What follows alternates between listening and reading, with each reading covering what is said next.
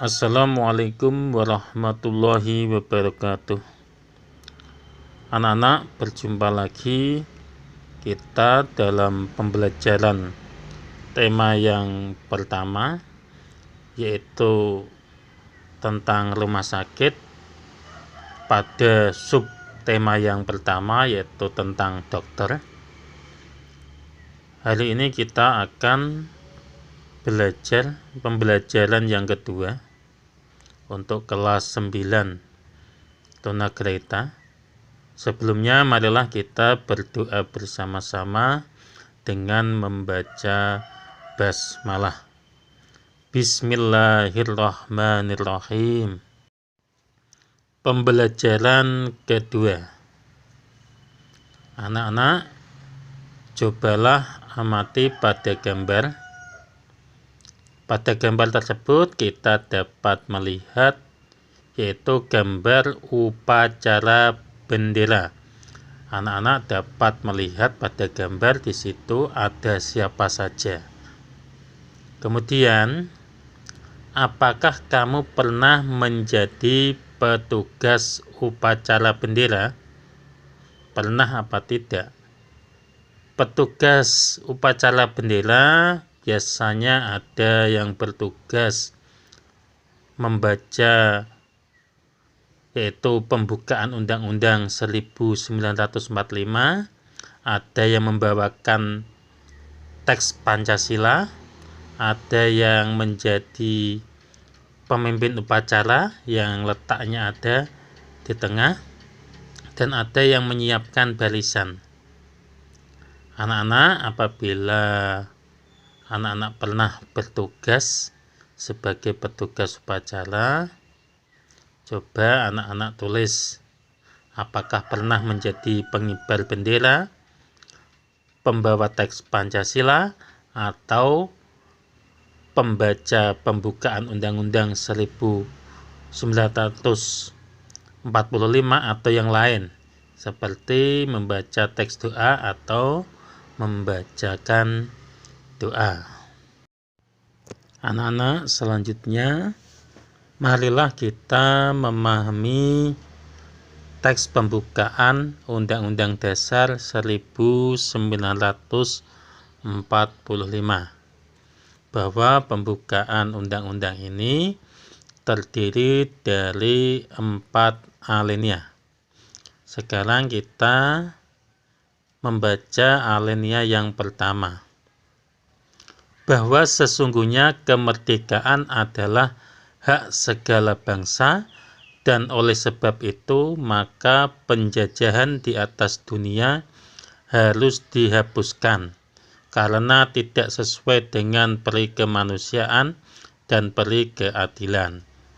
Pada alinea yang pertama ini, bahwa kemerdekaan itu hal yang sangat diinginkan oleh semua bangsa dan negara. Oleh sebab itu, penjajahan di dunia ini harus dihapuskan karena tidak sesuai dengan peri kemanusiaan, bahwa penjajahan ini orang-orang tidak bisa hidup bebas, mereka ditekan dan diatur seenaknya oleh penjajahan, dan juga di sini tidak sesuai dengan peri keadilan, oleh karena mereka sewenang-wenang dan tidak memperdulikan orang lain untuk menentukan sikapnya. Selanjutnya pada alinea yang kedua yang berbunyi, dan perjuangan pergerakan kemerdekaan Indonesia telah sampailah kepada saat yang berbahagia dengan selamat sentosa mengantarkan rakyat Indonesia ke depan pintu gerbang kemerdekaan negara Indonesia yang merdeka, bersatu, berdaulat, adil, dan makmur. Pada alinea kedua ini, bahwa kemerdekaan Indonesia ini dilakukan atau telah dicapai oleh seluruh rakyat Indonesia, dan akhirnya Indonesia dapat merdeka dari penjajah. Dan kemerdekaan ini bukanlah akhir dari perjuangan, sebab kemerdekaan ini merupakan awal dari perjuangan Indonesia agar Indonesia dapat menjadi negara yang merdeka, bersatu, berdaulat, adil dan makmur untuk seluruh rakyat Indonesia. Selanjutnya kita membaca alinea yang ketiga. Atas berkat rahmat Allah yang Maha Kuasa dan dengan didorong oleh keinginan luhur supaya berkehidupan kebangsaan yang bebas, maka rakyat Indonesia menyatakan dengan ini kemerdekaannya. Pada alinea yang ketiga ini bahwa semua ini, kemerdekaan ini dapat tercapai sebab rahmat dari Allah Subhanahu wa Ta'ala. Dan juga kemerdekaan ini hal-hal yang sangat diidam-idamkan oleh seluruh bangsa Indonesia. Dan sekarang pada alinea yang keempat atau alinea yang terakhir, pada pembukaan undang-undang yang berbunyi, kemudian daripada itu untuk membentuk suatu pemerintahan negara Indonesia yang melindungi segenap bangsa Indonesia dan seluruh tumpah darah Indonesia dan untuk memajukan kesejahteraan umum, mencerdaskan kehidupan bangsa dan ikut melaksanakan ketertiban dunia yang berdasarkan kemerdekaan, perdamaian abadi, dan keadilan sosial. Maka disusunlah kemerdekaan kebangsaan Indonesia itu dalam suatu Undang-Undang Dasar Negara Indonesia yang terbentuk dalam suatu susunan negara Republik Indonesia yang berkedaulatan rakyat dengan berdasar kepada ketuhanan yang Maha Esa, kemanusiaan yang adil dan beradab, persatuan Indonesia, kerakyatan yang dipimpin oleh hikmat kebijaksanaan dalam permusyawaratan perwakilan, serta dengan mewujudkan suatu keadilan sosial bagi seluruh rakyat Indonesia. Pada alinea yang keempat ini, negara Indonesia dibentuk dengan memiliki cita-cita yaitu melindungi segenap bangsa Indonesia dan juga memajukan kesejahteraan, mencerdaskan kehidupan bangsa dan ikut melaksanakan ketertiban dunia, yaitu yang berdasarkan kemerdekaan, perdamaian abadi, dan keadilan sosial.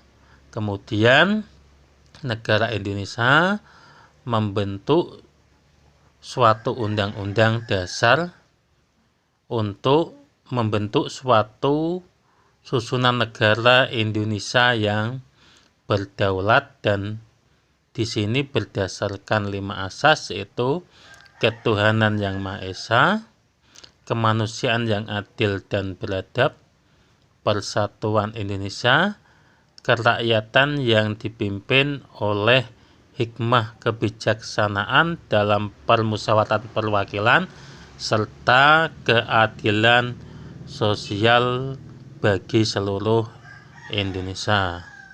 Itulah bunyi dari pembukaan Undang-Undang Dasar 1945 dan juga maksud dan tujuannya kurang lebihnya Seperti itu. Apabila ada yang kurang lengkap dapat anak-anak cari, yaitu pada buku bacaan maupun dari internet. Selanjutnya marilah kita belajar agar lebih percaya diri, yaitu jangan malu. Dengan belajar kita sudah mengisi kemerdekaan Indonesia. Banyak yang dapat kita lakukan untuk mengisi kemerdekaan. Salah satunya dengan tetap semangat belajar bagaimanapun situasinya, seperti pada saat ini terjadi pandemi, kita tetap semangat belajar. Sekarang mari kita membaca. Bagi yang bisa membaca dapat ikut membaca, bagi yang belum dapat mendengarkan dan memahaminya. Tugas dokter. Hari ini Eli tidak masuk sekolah. Eli sakit perut. Ia seharusnya menjadi petugas upacara bendera. Eli bertugas membaca pembukaan Undang-Undang Dasar 1945. Eli pergi ke rumah sakit. Dokter memeriksanya menggunakan stetoskop.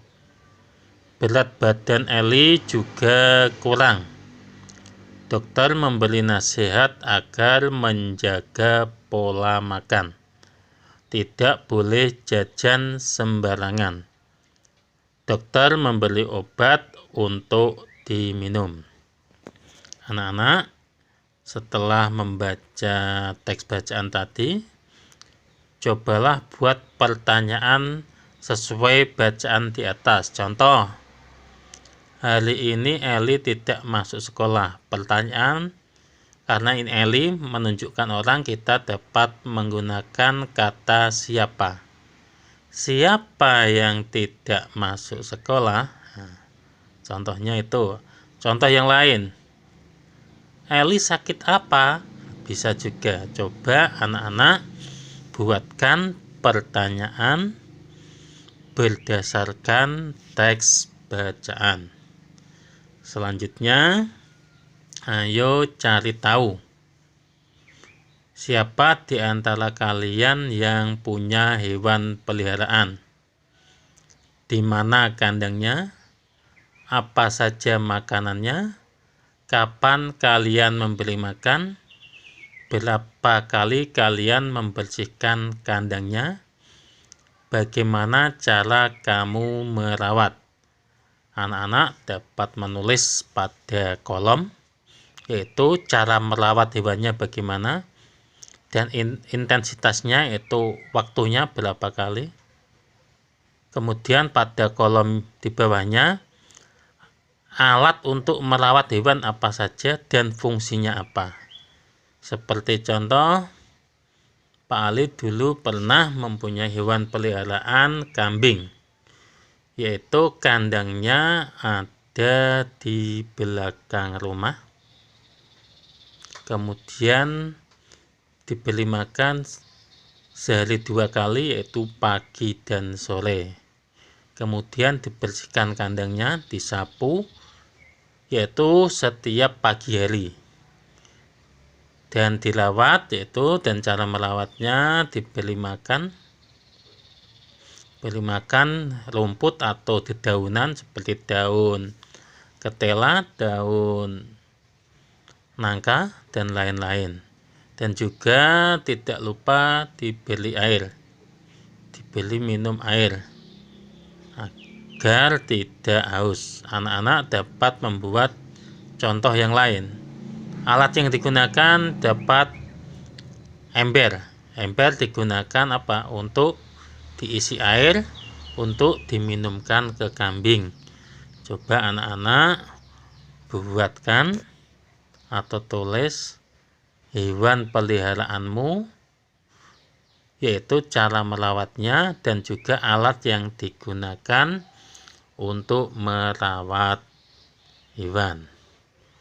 Sekarang pada halaman selanjutnya, amati pada gambar. Alat di atas namanya apa? Digunakan siapa? Dan digunakan untuk apa? Gunanya untuk apa? Coba anak-anak tulis pada kolom juga dengan bahasa anak-anak dan dibantu maupun dibimbing oleh orang tua. Dan halaman selanjutnya yaitu berlatih seperti kemarin, yaitu penjumlahan dan pengulangan pecahan. Di sini penyebutnya harus sama agar bisa dikerjakan. Penyebutnya ditulis saja 1 kali. Dan yang penjumlahan, yang atas dijumlah, yang pengulangan yaitu dikurangi, yang atas saja. Nah, sekarang anak-anak coba renungkan bahwa dokter atau pekerjaan dokter yaitu pekerjaan atau profesi yang sangat mulia karena membantu kemanusiaan, seperti orang sakit maupun orang yang mau melahirkan dan lain-lain. Dapatkah kamu meresapi nilai-nilai yang terkandung sesuai dengan pembukaan Undang-Undang Dasar 1945? Coba anak-anak tuliskan. Demikianlah pembelajaran kita pada hari ini. Untuk pembelajaran yang kedua, kurang lebihnya kami mohon maaf. Dan marilah kita akhiri dengan bacaan hamdalah. Alhamdulillahirabbil alamin. Dan semoga kita dapat berjumpa lagi pada pembelajaran selanjutnya. Dan cukup sekian. Wassalamualaikum warahmatullahi wabarakatuh.